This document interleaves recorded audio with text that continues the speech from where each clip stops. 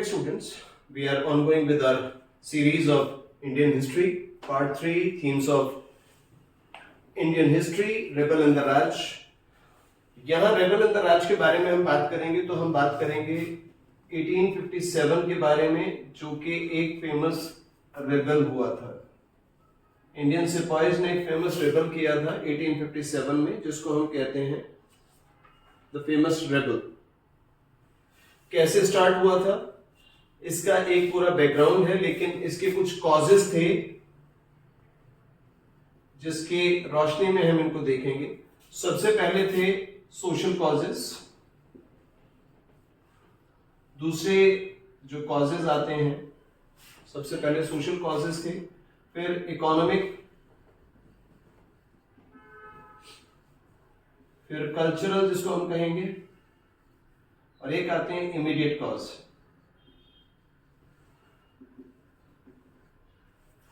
तो यहां जो सबसे इंपॉर्टेंट पॉइंट आता है वो आता है इमीडिएट कॉज, जो कि थे ग्रीस्ड कार्ट्रिजेस।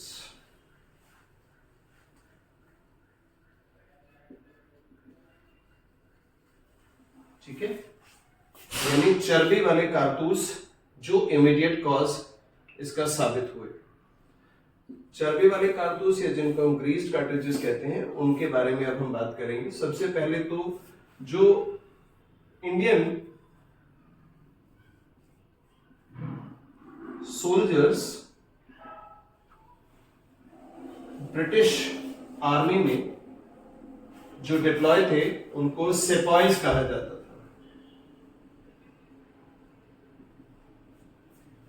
जो सिपाही इंडियन टर्म होता है उसी का इंग्लिशाइज्ड वर्जन हुआ करता था, उनको सिपाही बोला जाता था।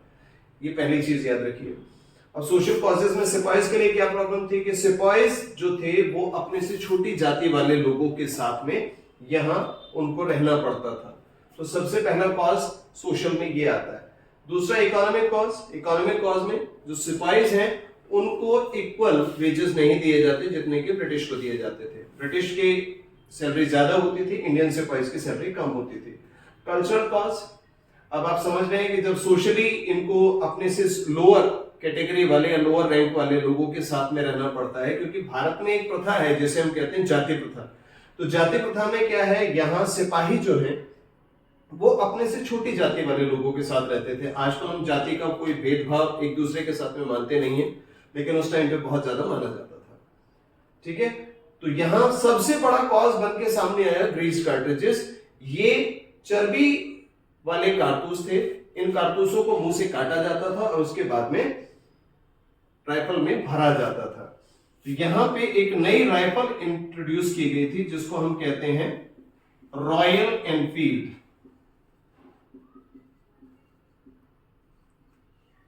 ये राइफल थी जिसका नाम था रॉयल एनफील्ड। ये नई राइफल इशू की गई थी, ये इंट्रोड्यूस की गई थी इंडियन सिपाहीज के लिए, क्योंकि ये पहले जो इनकी पुरानी राइफल थी उससे ज्यादा इसका बेटर मारने की क्षमता थी।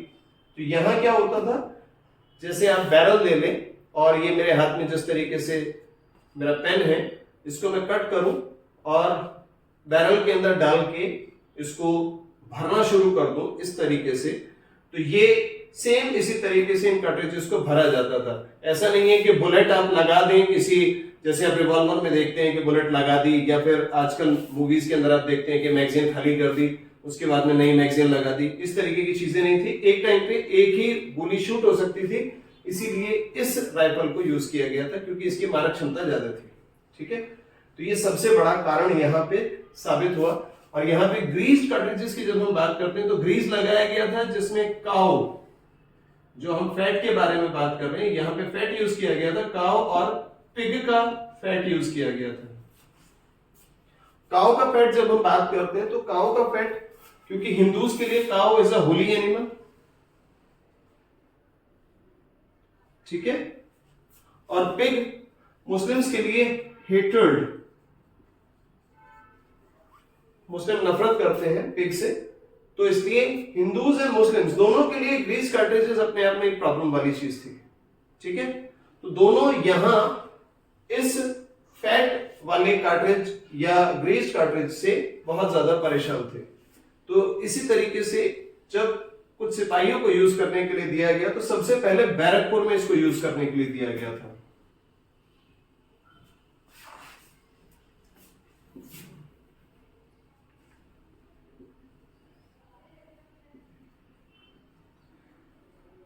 बैरकपुर जो वेस्ट बंगाल में, ठीक है, वहां पे यूज करने के लिए दिया था। और वहां थे एक सिपाही जिनका नाम था मंगल पांडे। इन मंगल पांडे को ये दिया गया यूज करने के लिए। इन्होंने अपने कमांडेंट से पूछा कि क्या इसमें ग्रीस लगा है, तो उनके कमांडेंट ने मना किया कि ग्रीस नहीं लगा है। और इन्होंने जैसे ही उस कार्ट्रिज को काटने के बाद एक फायर किया अपनी राइफल से, तो इनको पता चला कि इसमें वाकई में ग्रीस लगा हुआ है। और इसके बाद इन्होंने अगली गोली अपने ही कमांडर के ऊपर चला दी, जिसके बाद में इनको गिरफ्तार कर लिया गया। ये घायल हो गए थे, उसके बाद में इनको फांसी पर चढ़ा दिया गया। तो इस तरीके से हमारे 1857 की लड़ाई के पहले नायक हमारे सामने आते हैं, जिनका नाम है मंगल पांडे। और मंगल पांडे जो है बहुत ही इंपॉर्टेंट है और इसको हमेशा याद रखिएगा। 1857 की क्रांति के शुरुआत करने वाले व्यक्ति यही हैं और इसी व्यक्ति की वजह से आज 1857 इतना ज्यादा पॉपुलर है। खैर, इसके अलावा और भी बहुत सारी जगह हैं जहां पे आप देखेंगे कि अलग अलग हमारे जो लीडर्स हैं वो इस सारे काम को करते हैं। सबसे पहली चीज ये थी कि 1857 में जो इमीडिएट कॉज था उसकी वजह से ये सारी प्रॉब्लम आई। अब हम सोशल कॉज की बात करते हैं तो सोशल कॉज में क्या था कि बहुत सारे जो इंटरफेरेंस था,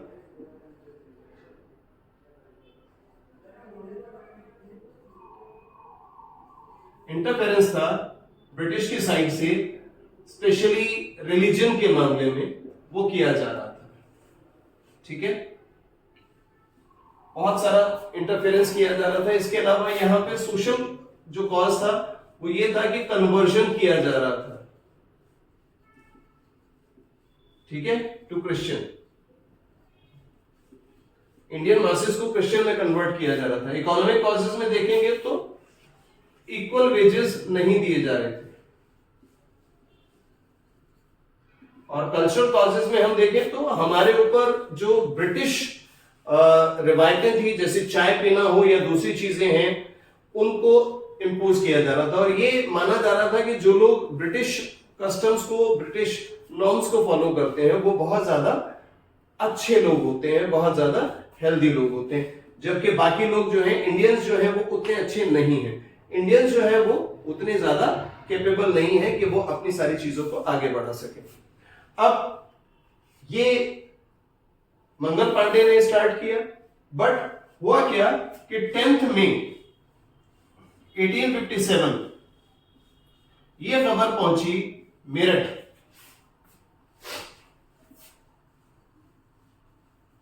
और मेरठ में जो वहां की कैंटोनमेंट था, वहां के सिपाहियों ने विद्रोह कर दिया, जिनके लीडर थे बख्त खान। उन्होंने विद्रोह कर दिया बख्त खान ने, और बिल्कुल क्लियर बोला कि मैं अपने सिपाहियों के साथ हूं और यहां पे जो भी करना होगा वो हम करेंगे। और यहां से शुरुआत होती है 1857 की क्रांति की, जिसको भारत का पहला स्वाधीनता संग्राम भी कहा जाता है, या स्वतंत्रता संग्राम, स्वाधीनता संग्राम, दोनों में से कुछ भी देख लीजिए, वही कहा जाता है। तो बख्त खान यहां अपने सिपाहियों के साथ दिल्ली के लिए कूच करते हैं और दिल्ली वो पहुंचते हैं लाल किला।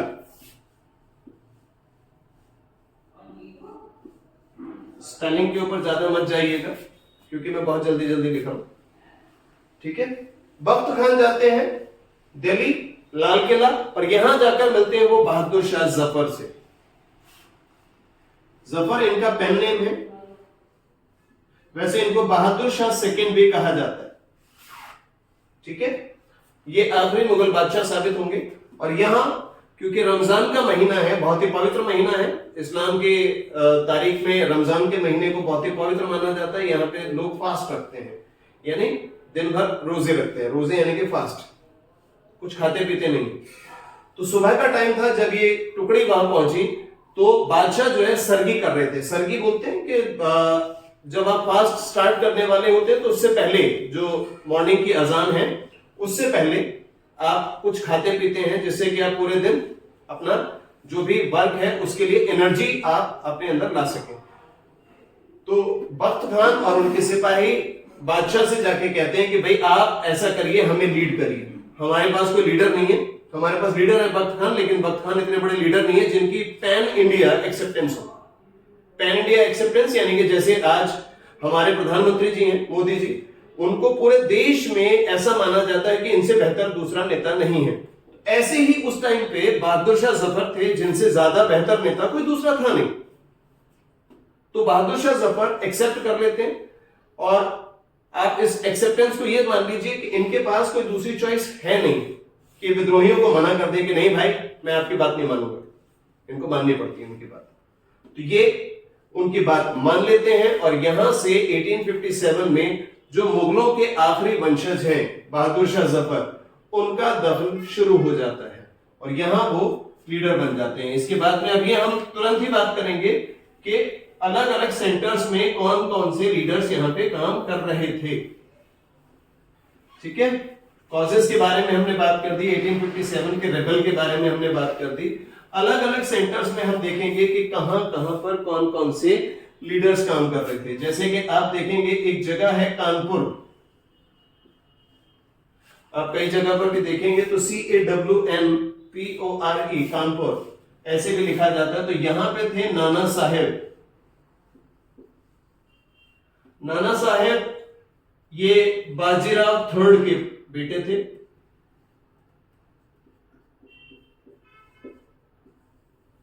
ये इनके पिताजी हैं बाजीराव थर्ड, जिनके बेटे हैं नाना साहेब, और ये कानपुर से लीड कर रहे थे। झांसी फेमस है, रानी लक्ष्मीबाई,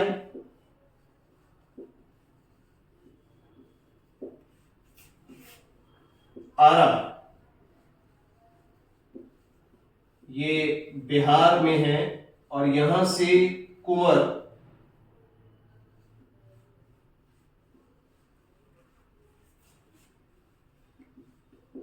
सिंह यहां से लीड कर रहे थे। ठीक है, ये वहां के जमींदार थे आरा के। लखनऊ में हम जाएं तो यहां बेगम हजरत महल,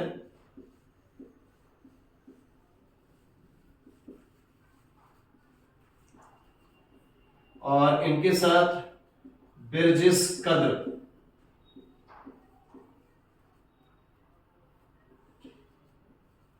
कई जगह पे इनको बिरजिस कादिर भी लिखा जाता है। बिरजिस कद्र यहां पे लीड कर रहे थे। तो ये अलग अलग पिकेट्स में अलग अलग जगह पर यहां अलग अलग लीडर्स थे।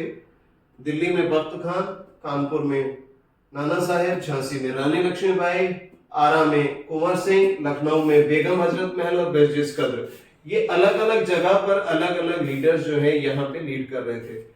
इंपॉर्टेंट है, नोट कर लीजिए, क्योंकि ये सारे सेंटर्स आपके पास आपके मैप में नोट करने के लिए आ सकते हैं कि इनको मार्क कर दीजिए। और आपके पास मैच द फॉलोइंग के लिए आ भी सकता है कि किस सेंटर पे कौन सा लीडर था। ठीक है, तो दो तरह के क्वेश्चंस यहाँ पे हमारे बन जाते हैं। क्लियर है? अब हम वापस आते हैं अपने उसी मुद्दे पर कि ये ऐसा हुआ क्यों, 1857 बेसिकली हुआ क्यों, ये तो बैकग्राउंड में है। अब सबसे पहली चीज कि एक समझौता किया था अंग्रेजों ने जिसको कहते हैं सब्सिडरी अलायंस।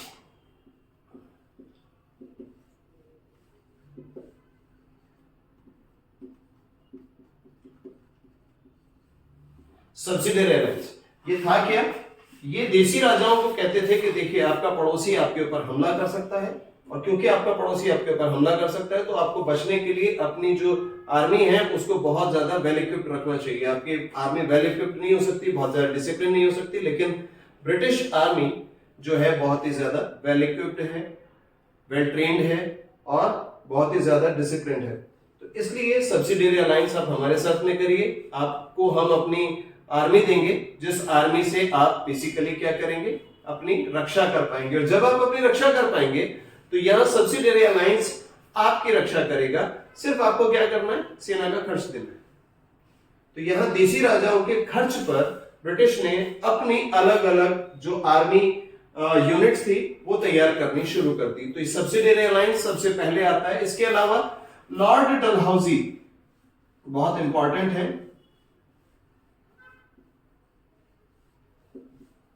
ठीक है। लॉर्ड डलहौजी जो है बहुत ही इंपॉर्टेंट है। ये एक नई आइडिया लेकर आते हैं जिसको कहते हैं डॉक्ट्राइन ऑफ लैप्स।